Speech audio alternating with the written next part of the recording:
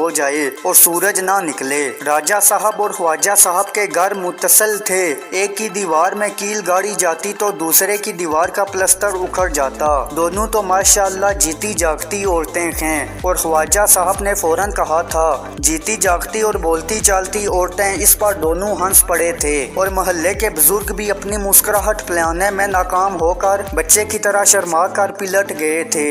جب دونوں بیگمات جھگڑتی تھی تو ان کی باتوں میں الزام تراشی بہت کم اور بد دعائیں بہت زیادہ ہوتی تھی۔ شاید یہی وجہ تھی کہ محلے والوں کو جھگڑے کا زیادہ لطف نہیں آتا تھا۔ مردوں نے تو سرے سے دلچسپی لینا ہی چھوڑ دی تھی۔ البتہ عورتیں بیگم راجہ یا بیگم خواجہ کی پہلی ہی آواز پر لپک کر چھتوں پر چڑھ جاتی یا کھڑکیوں میں سے آدھی آدھی باہر نکل آتی، مگر جب جھگڑا ختم ہوتا تو یوں اداس چہرے لیے پلٹی جیسے سونے کی تلاش میں پہاڑ کھود کر خالی ہاتھ آ رہی ہوں۔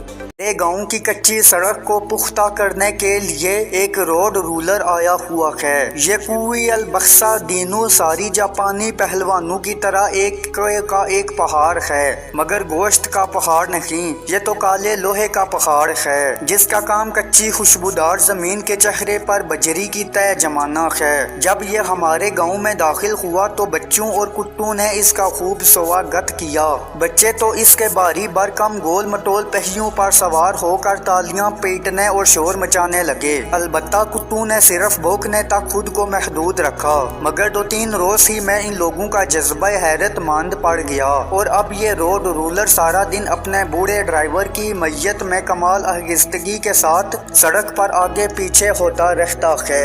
شام کو جب ڈرائیور نے اس پر رکھے ہوئے کمرے کو تالا لگا کر کہیں چلا جاتا ہے تو میں اس کے پاس آ جاتا ہوں اور اس عجوبہ روزگار کو تا دیر دیکھتا رہتا ہوں۔ سڑک کو کوٹتے کوٹتے اب اس کے باری پہیے خاصے گھس چکے ہیں، ان پر فٹ کیا ہوا کمرہ بھی خاصا پرانا ہو چکا ہے۔ خدا جانے یہ روڈ رولر اب تک کس کس گاٹھ کا تیل پی چکا ہے کہ اتنا بوڑھا اور گھسا پٹا نظر آتا ہے۔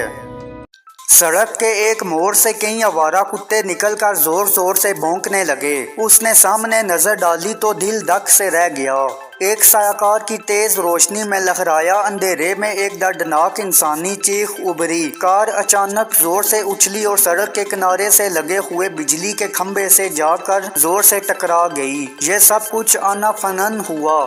وہ ذرا دیر تک تو ہکا بکا سا اسٹیئرنگ پر بت بنا بیٹھا رہا، پھر وہ کار سے نکل کر باہر آیا۔ چوڑا آدمی اوندے منہ لیٹا تھا، اس کے چاروں طرف خون ہی خون پھیلا ہوا تھا، دور دور تک کسی انسان کا پتہ نہ تھا۔ ہر طرف گہرا اندھیرا تھا اور میلوں تک پھیلی ہوئی سنسان سڑک۔ موقع غنیمت تھا، درانی نے کپ کپاتے ہاتھوں سے اس کو گھسیٹ کر سڑک کے کنارے کیا اور جلدی سے کار کے اندر جا کر اس کو سٹارٹ کرنے لگا، مگر کار سٹارٹ نہ ہوئی۔ جب وہ ہر کوشش کے باوجود بھی کار سٹارٹ نہ کر سکا تو مجبوراً اتر کر نیچے آ گیا۔ ایک بار وہ پھر ڈرتے ڈرتے خون میں ڈوبے ہوئے آدمی کے پاس گیا۔ اب اس نے کراہنا بند کر دیا اور آنکھیں بند کیے پڑا تھا۔ دورانی اس کے قریب وحشت زدہ سا کھڑا سوچتا رہا کہ اب کیا کیا جائے۔ وہ جٹ سے ٹرک پر چڑھ گیا اور ٹرک شور کرتا ہوا آگے بڑھ گیا تھا، نہ وہاں سے کوئی میل بھر تھا۔ دورانی سڑک سے اتر کر سیدھا تھانے کے اندر چلا گیا۔ رات کی ڈیوٹی پر جو سب انسپکٹر تعینات تھا، دروازے پر ہی دورانی سے اس کی مڈبھیڑ ہو گئی۔ وہ اس وقت گشت پر جا رہا تھا۔ دورانی نے اس کو علیحدہ لے جا کر حادثہ کی نوعیت بتائی اور جب ذرا اطمینان ہو گیا تو اس کے لیے ڈیوٹی روم میں پہنچا۔ چھوٹے بھائی کو ٹیلی فون پر ہدایت کی کہ وہ اسٹیشن ویگن لے کر فوراً تھانے آ جائے۔ آدھ گھنٹہ کے اندر اسٹیشن ویگن تھا پر موجود تھی۔ دورانی اور سب انسپکٹر 2 کانسٹیبلوں کے ہمراہ اس میں سوار ہو کر موقع واردات کی طرف چل دیے۔